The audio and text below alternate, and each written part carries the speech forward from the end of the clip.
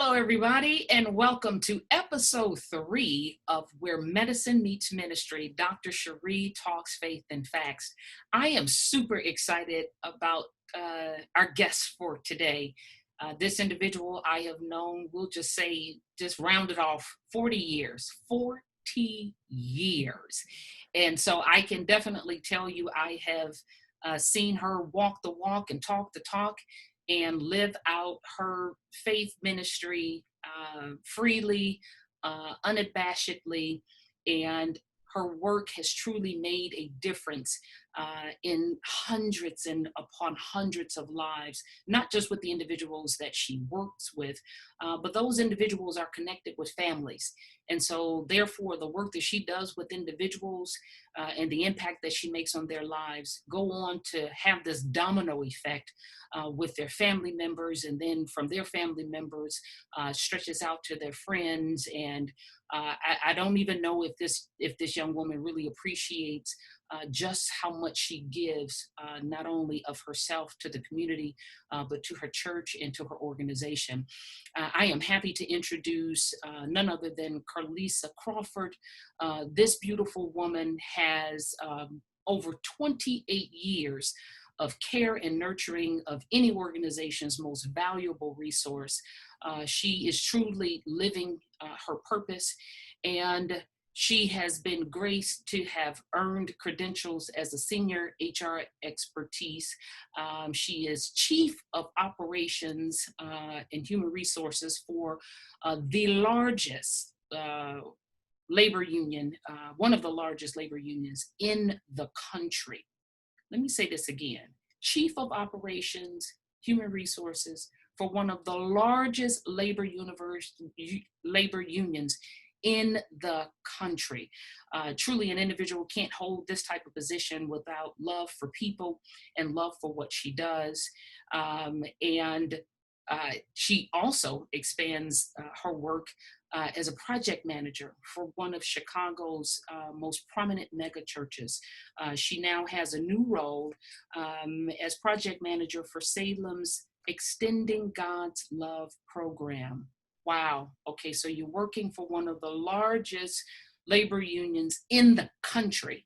And now you're also working for one of the largest mega churches in the Chicagoland area. Everyone give it up for my dear friend and my special guest, Miss Carlissa Crawford.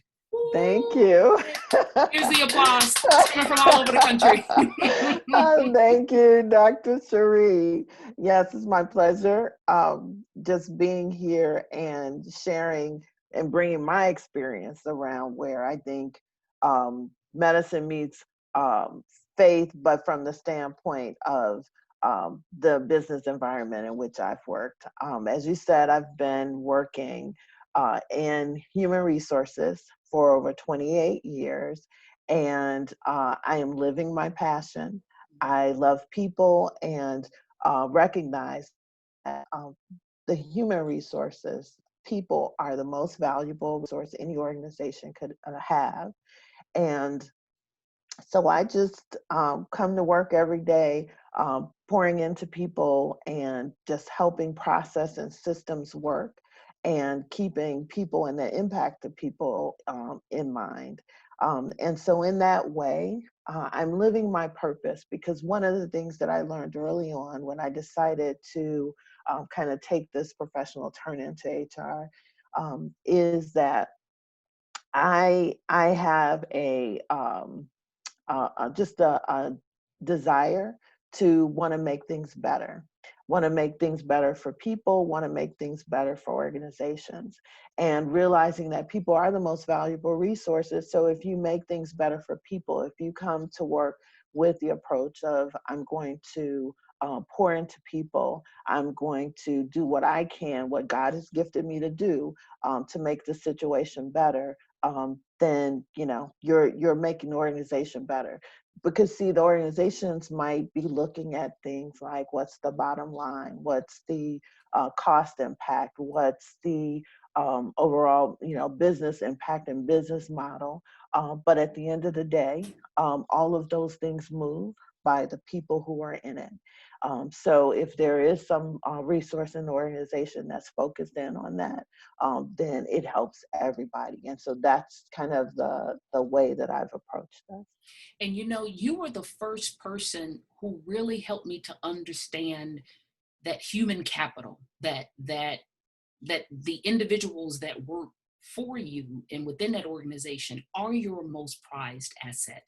We talk a lot about, 360s, performance reviews and things of that nature. We talk about goals and how individuals build on goals, and each of your goals need to have a time component, and is it real, and we go through all of that, and that is good. It is necessary within organizations, but truly appreciating the individuals that work for you, that's boots to the ground, that's doing the day-to-day operations, making things that making the environment that is safe for them, that allows them to grow, that allows them to utilize their gifts and talents, and you impressing upon them that you want them to grow, you want them to succeed, and you appreciate that the better they are, the better the organization is overall. It was Mhm. you that really helped me to appreciate that. And it caused me to shift my focus in how I dealt with the individuals that reported to me.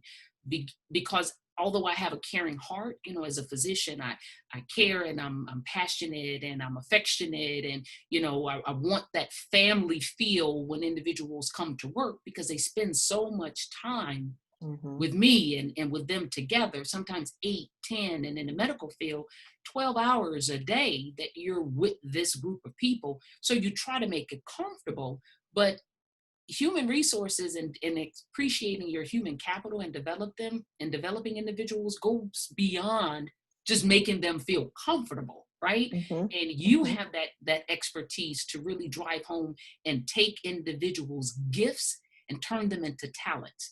You appreciate the importance of hiring the mindset and teaching the skill set.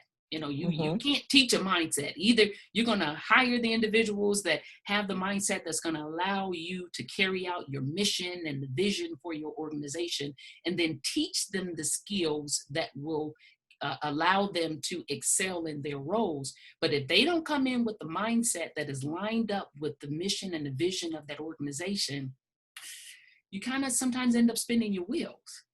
Right. Yeah, that would definitely make it more difficult. And you're right. It's around nurturing the relationship, nurturing those skills to further help people grow and develop in support of the organization. Hmm. Now, I know that you are a woman of faith. You love God, and you carry him with you everywhere you go. And I know, and I have witnessed that you are not a person who would hold her tongue um, about her relationship with God and how she stands, and the role that faith plays in her life, whether that is in the workplace or not. Tell me, has your role um, in the various different organizations that you've worked for, have you felt hindered at times with expressing your faith? And if you did, how did you handle that? Yeah, I think that's a really good question. And I think it's something that people probably struggle, Christians struggle with probably often going into work in different work environments. And I have worked in organizations that were as small as about 10 people and as large as 43,000 people. So I've worked in different industries. And you're right, I don't hold my tongue. But in doing that, what I'll say is, really I tap into what is important in any situation. So is it important that someone knows that you are a member of the Church of God in Christ, and that you saved and sanctified and filled with the Holy Ghost? Is it important that you say that, or is it important that you convey what God would have you to do in any situation? So you're showing respect for people. You are doing what Jesus would do in your actions. And so when you start to demonstrate those actions, even in the tough situations, even if you're the only one who is speaking out against something that is wrong, or if you're speaking up for something that is that would be just. You're doing it with conviction. You're doing it with clarity, but you don't have to throw your Bible verse over somebody's head. You just have to live what is true and right, in your eyes, based on your faith and your belief. Very well said. Very well said. Now, have you been in a position where you you were asked to do something that went against your your faith or your biblical principles? And if you have, if that has happened to you, how did you deal with it? Hmm. Yeah, I have, and one example from years ago comes to mind, where there was an organizational um, cookout, and there were, as a part of the process of securing a location and so forth, one of the things that you do with the park district is you identify what you're going to have at the picnic. So this particular organization, they were, um, um, their history of their cookouts, they would always have alcoholic beverages as a part of their cookout, which, that's fine if that's what you want to do. But the part that became the ethical dilemma was that I was the one that was organizing this. And um, when it came to report out to the um, forest preserve, what we were going to be doing, then, I put everything we're going to be doing, including having alcohol, which would be a major cost for the employer to do. And so in getting, working to get the approval for all the funding, that was something that they said, oh, we never pay for for alcohol, but we always have it. And so for me, that's an ethical dilemma. I'm not going to sign on for something that is not accurate. I mean, to me, that's an ethical dilemma. I'm not going to say that we're going to do something and then, or we're not going to do something and then we do it. And full well knowing that if it ever comes back, then it would be me who have signed on for it. And so that's something my faith would not allow me to do. So I refuse to do it. Either I'm not going to be the person who does that. So then I stepped away from being the one who organized that, because I couldn't do it. So it was like either or. So either they felt strongly that they wanted to do it, or they felt and was going to do it the wrong way, or but I was willing to step away. Ultimately, they did it. They paid for it, and it was done in the right way. But the really big takeaway, and this was years and years ago, and early on in my career, but it's something that stuck with me. And that is that when you have a strong faith and belief in how something should go, um, you have to be willing to walk away. You have to be willing to accept the consequences. And what I have seen is that the scripture where I was young and now I'm old. I've never seen the righteous forsaken. I've seen that to be true. If you stand in what's right, it may not always happen exactly the way you would have designed it for yourself, but you will not be disappointed in what God has for you just by standing on what's right. Mhm. So compromise, especially when it comes to uh, obeying and walking in biblical principles. You have relayed an event where standing on your principles, um, it will pay out. God has every Hmm. intention that we will not fold or succumb to events or people or situations that would cause us to act or speak against what he has taught us in his word. And there will be times in your life where your faith and your stand in him will be questioned. And, for some individuals, and like in your position, you're carrying like the highest titles within HR departments. I mean, it starts and ends with you. I mean, you're the one that's hiring the capital, you're training the capital. When it comes time to dismiss individuals, you're it. And so being in that significant role within these organizations, it probably could have been, I wouldn't say easy, but I'm sure the thought of, you know what, if I go right along with things, I'm cool, I'll have my job, it's just this one thing. God can work it out down the line. If he won't address it, he'll deal with the people that are over me to get them to do what's right. We can rationalize Mm-hmm. away our responsibility Mm-hmm. uh, for anything. But there were individuals who were watching how you lived. They were watching the steps that you took. They were watching how you dealt with situations. And then God was also looking too. And he honored your stand. And I'm sure that there were individuals who saw the stand that you took and they were able to learn from it. And that's why it's so important to walk in your faith, because the decisions that you make not only impact you in the direct extension of the decision, but it also affects the individuals who are watching you that you have no idea whose eyes are on you, but you're in a role model position.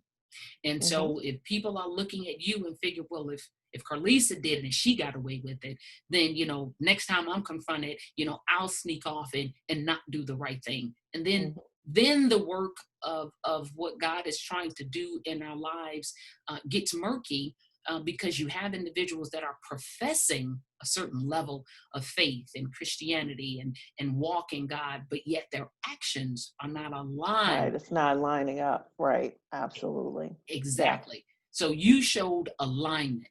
Now, tell me this: has there been a instances in your workplace where you had the opportunity and freedom to just express your faith, your walk in God, to minister to individuals? Have you ever prayed with an individual at your job that was going through something difficult? Let's say it was domestic Mm-hmm. violence or something in their home. Maybe it didn't even have anything to do with work, but their personal experiences were Mm-hmm. affecting their work life.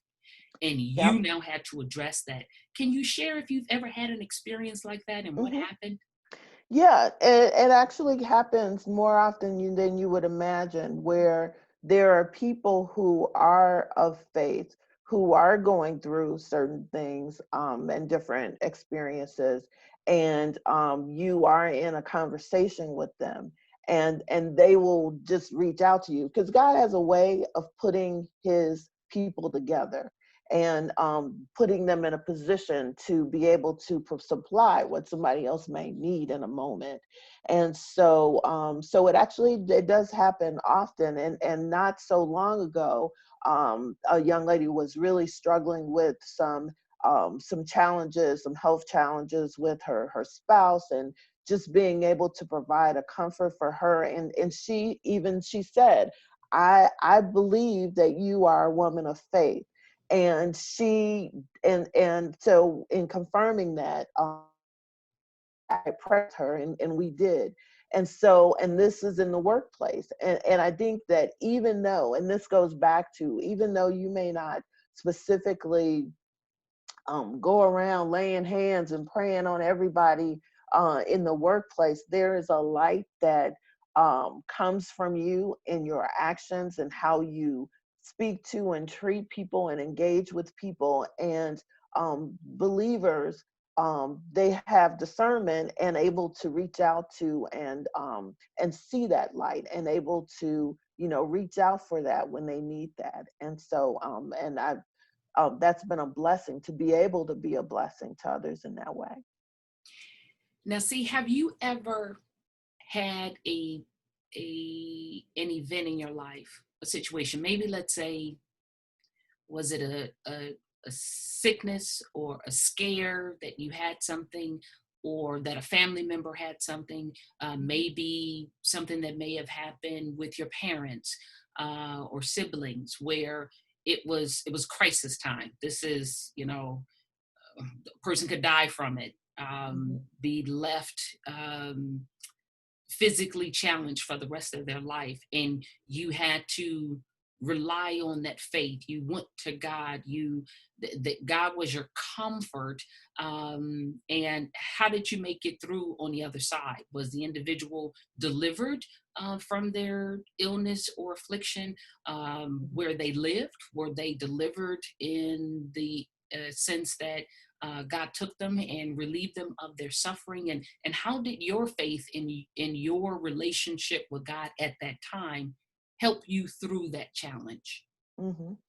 Yeah, and it's your faith that really, I think when I think about those times, and some specific things come to mind, like my mom, who was like gravely ill, who you know through faith, we were able to get through that challenge. And really, it was faith that, at the same time that she was ill, my husband and I had planned our 1 year reception, and we hadn't had a wedding reception or any type of celebratory thing when we got married the year before.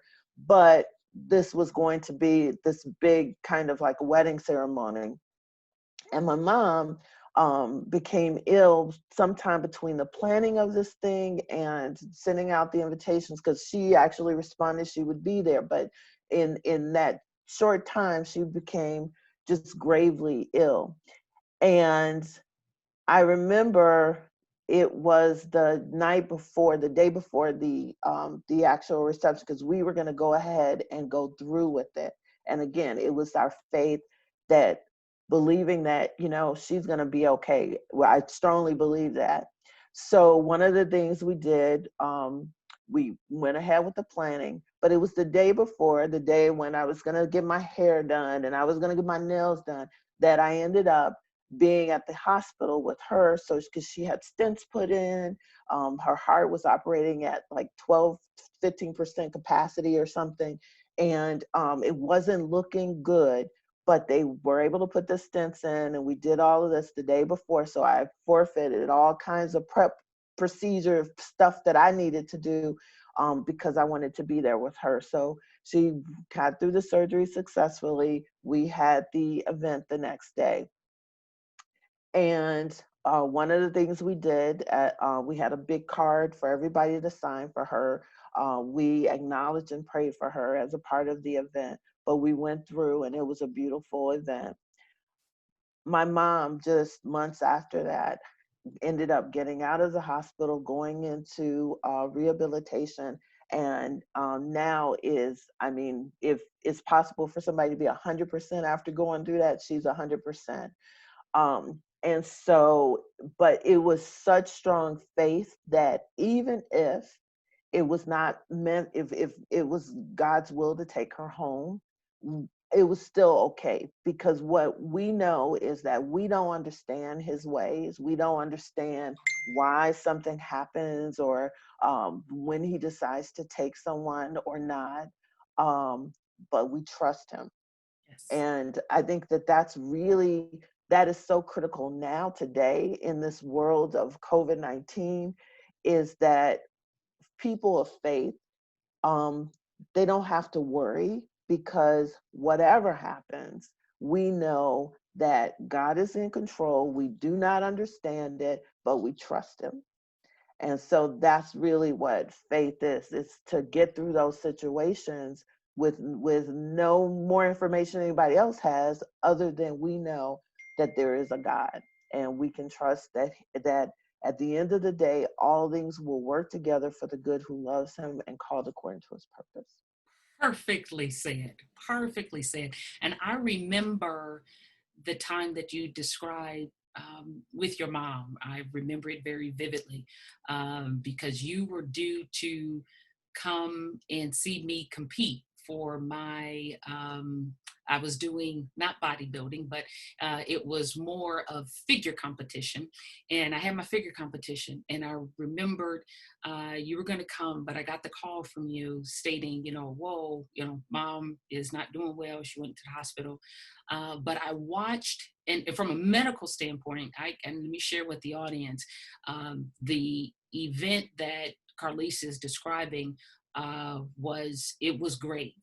Her mom was in a very bad way, and it was hard for me as a friend to be so brutally honest with you about, short of God working a miracle, this is what you can expect.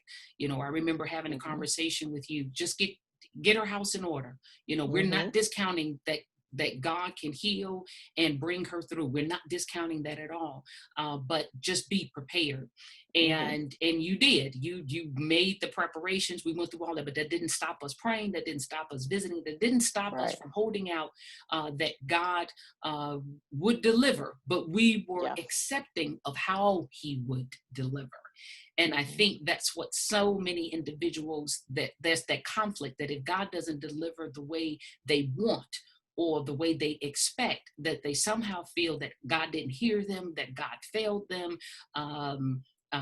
God is not here for me. He seems to answer everybody else's prayers instead of mine. But we have to get to a place where we trust Him. And therein lies that whole connection of faith. So, we know that faith is the substance of things hoped for, the evidence of things not seen, but there's an element of trust that no matter what happens, God's will be done and I will be okay. Just like you related with COVID-19. We of faith, we trust and believe. We as the righteous, we have not seen the righteous forsaken nor his seed begging bread. But in that doesn't give us the freedom, or God does not justify us going out and not being safe.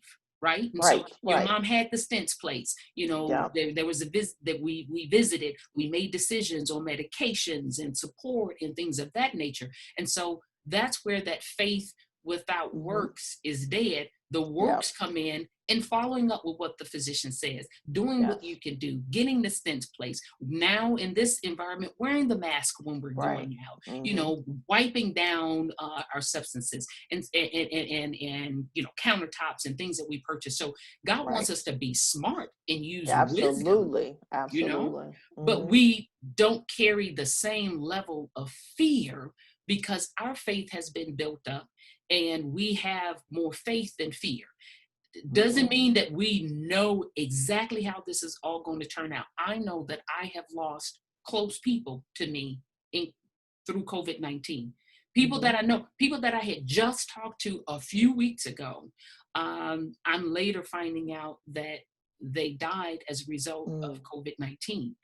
But that doesn't shake my faith in God. It does not shake my faith that we won't get through this on the other side better for it if we learn the lessons that we need to be learning while we're in this circumstance. There are lessons to be learned. And what I fear is that I don't fear so much the physical results of COVID-19. What I fear is this global lack of understanding, or this lack of consciousness that there is something we're supposed to be learning from this test. Right. Yeah, this is too big for it not to be. It's too big for there not to be something we should be doing with this. Correct.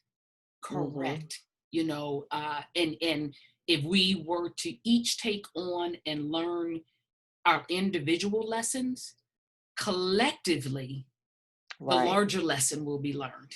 Absolutely. And that's why it's so important to have these types of conversations so that people can hear from past experience and learn and grow and gain strength from your trials and tribulation, so that they'll know that, oh, I can get through on the other side of this. My mom can be deathly ill and make it through, or my mom can be deathly ill and God called her home, but I can be okay with it because I'm learning how to trust Him.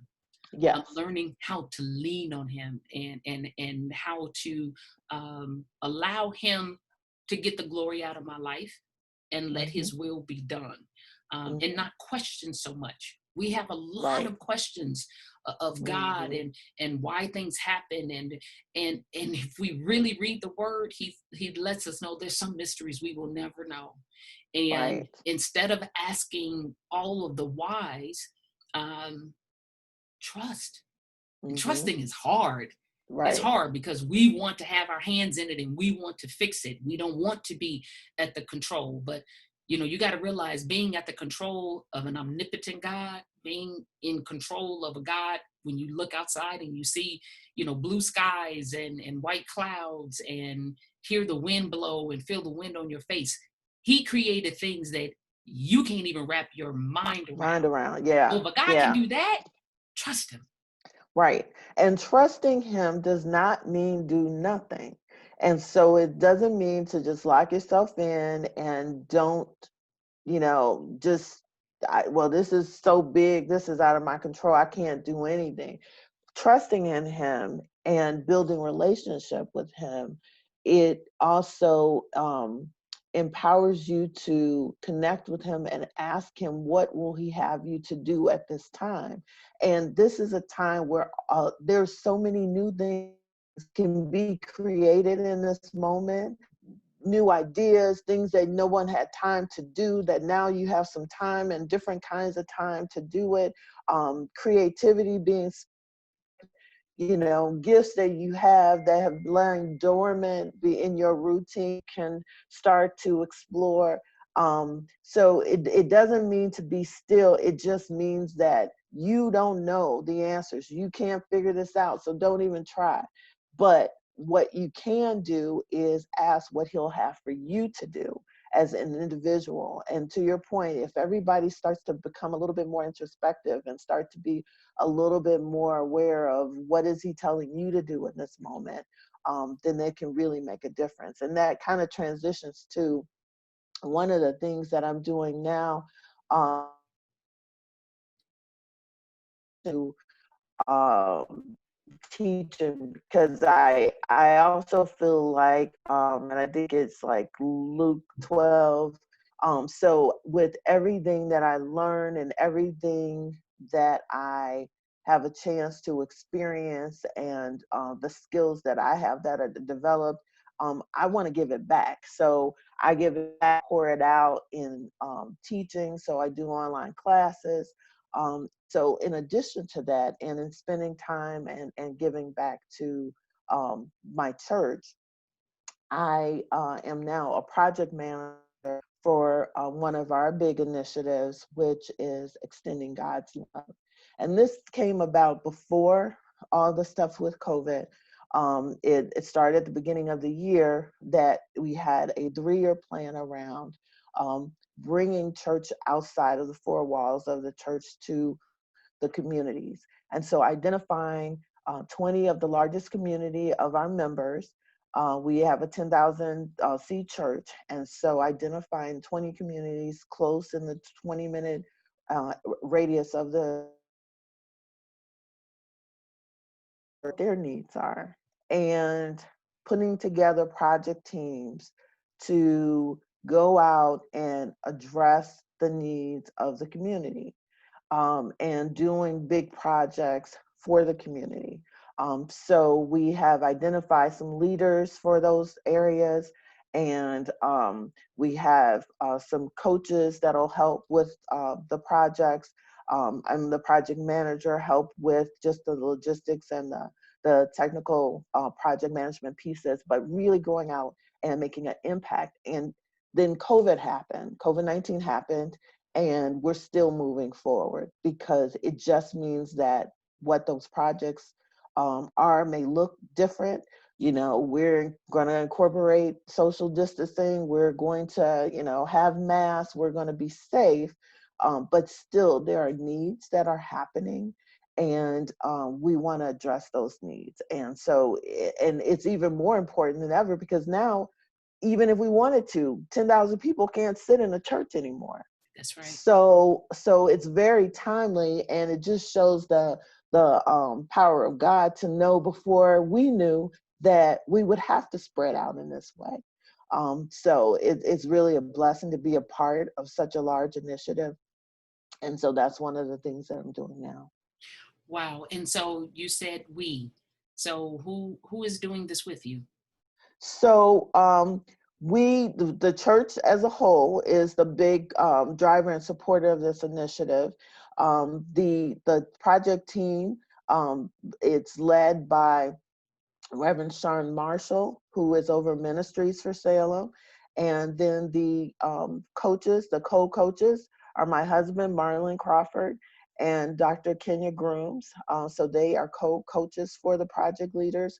And then I'm the project manager for the 20 areas. And so each area has a project leader, and that project leader has volunteers who are church members who actually live in those communities.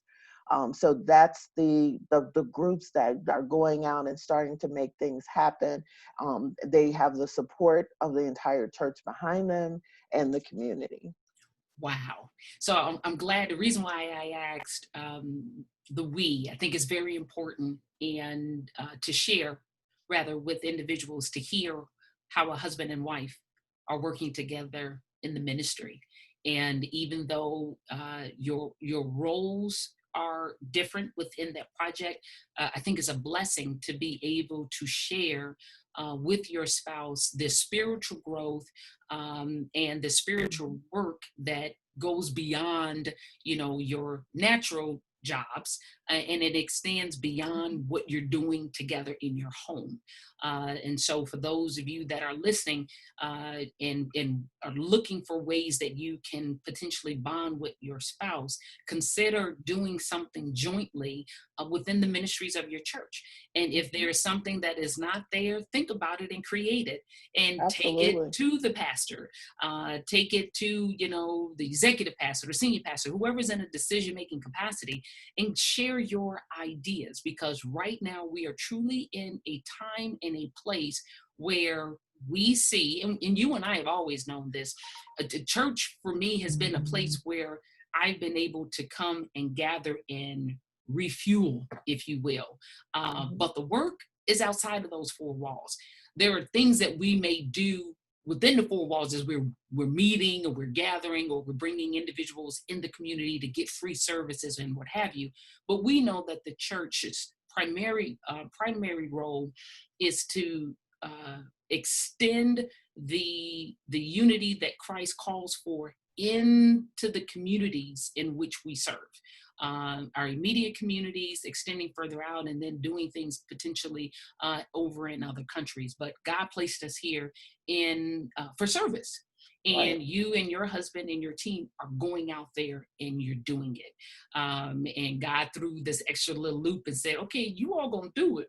But now we're gonna see how you're gonna do it, and with sheltering in place and social distancing, and because that's putting on your thinking caps. That's putting on the getting to the real meat of the matter, and understanding and appreciating that the work does not stop just because circumstances change. Right. So you got to work within your new arena, if you will, but he still expects the work to get done. And kudos to you, and thank God that you guys didn't say, oh, okay, well, COVID-19 is happening, we'll revisit Right. it later.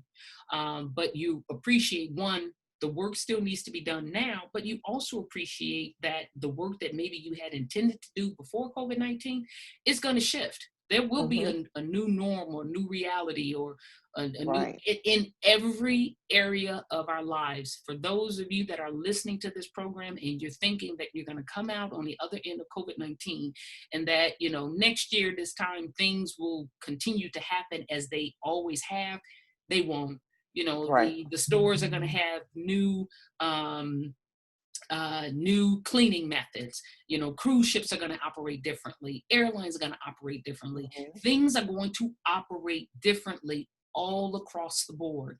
And so having the mindset to expect change, Right. and being able to flip on a dime when that change happens to still get the work done, is a skill. And thankfully, and Salem is blessed to have people like you and your husband and the other individuals that are working on the project to have that zeal and that desire to do more, Mm-hmm. to be a blessing. And I'm so very grateful for that, because living in the Chicagoland area, one, I'll get to have the opportunity to potentially be a volunteer on a project, Mm-hmm. to help and to assist, because you and I both know that only what we do for Christ is going to last. Right. And you and your husband are doing some lasting work now, Mm-hmm. not only in the church. You always have been, but I'm grateful for the level of expertise that you've learned naturally, coupled with your relationship with God and the growth that you have done Mm-hmm. spiritually, now is able to have an impact on Carlissa Crawford as let me make sure I'm saying this right. This is the Chief of Operations, Human Resources of one of the Yes. largest labor unions in the country, Mm-hmm. coupled with this fantastic work as project manager, for one of Chicago's largest mega churches. It means a lot, because the impact on the lives of people that you get to touch is tremendous. So thank you for your service. Thank you for 40 years of love and support Mm-hmm. that I have received. And now that we are at the end of the show, I can share with everyone. I have known Carlissa Crawford for 40 years. And I Mm-hmm. can say that for 40 years, this beautiful woman has been my best friend. And I am just fortunate enough to be surrounded by people of her caliber. Oh. Having her in my life, I remember when we first met. I was Carlissa, these big beautiful eyes, coming this big smile, and she's always. And I just felt like, ooh, I don't know if I can handle all this energy. Lord, what in the world? But I am so grateful. God knows exactly what you need. I've been surrounded by her caliber for 40 years, and I can definitely tell you that my relationship with her has allowed me to be the person that I am today. A person who would take the chance to step out and put herself wholeheartedly out there in writing a memoir, a person who would go out there and start a podcast, a person who would go out there and do mission work. Why? Because I knew even if I stepped out and fell on my face, I had an individual like Carlissa in my life that would pray me through my disappointment, that would have faith in me and my relationship with God, that I'm going to grow and do something else. And a person who would, if I were to try to have a pity party, she may give me my moment, but then she going to slap me into some sense and get me back on the right path. So for those of you who are listening, find that person of faith. That person is there. Open up your heart to them and let them come into your life, because these individuals can be on their game and do their thing in their organizations and in their business. But man, that type of fervor, those are the faith individuals that will take that same further and pour faith into your life and give you the strength you need to branch out on things you never thought possible. And so, with that, Carlissa Crawford, thank you so much for being a guest You're on very episode welcome. My 3. pleasure. You are absolutely phenomenal. Guys, I'm going to make sure that you have all of the contact information you need for Carlissa Crawford. She would be an excellent resource to come and speak at your church. She would be an excellent resource to come in and do some training for your nonprofit. She would be an excellent source to come in and to teach a course that you've had it on your heart to teach, a webinar that's going to teach individuals about human capital, about how you hire and how you develop and teach skill sets and what have you. This is the woman that you need. So I will make sure that you have all of her contact information, because this is somebody that you want in your corner. Carlissa, thank you. Oh, thank you. And you have You been. you always bring me to tears. Anytime I And sweetheart, I anytime am I hear you sitting up here. talk. I'm holding back my tears because if I do, I'm not going to be able to stop them. But what I will say, and this should say something to you guys about the relationship that we have. If you heard the first 2 episodes was just me. My very first episode where I had an interview, it was already laid in the books when I was 13 years old and first met this woman, that she would be the first guest that I interviewed on this podcast. And so with that, I would tell you guys, I can't wait for you guys to get a taste of episode 4. Is going to be absolutely fantastic. And until then, God bless you guys.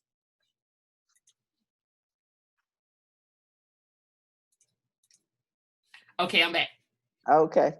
So we did it. Thank you, Jesus. I heard a couple of things in the background that I think he gonna have to tease out or whatever, but I ain't gonna worry about it. Thank you, baby. Yeah, you're welcome. Love you. That was fun. Yeah. Now we're 12 o'clock, so let me get off. Yep. Get ready for that. Get love to my brother, and I'll talk to you later. All right. Bye-bye. Bye.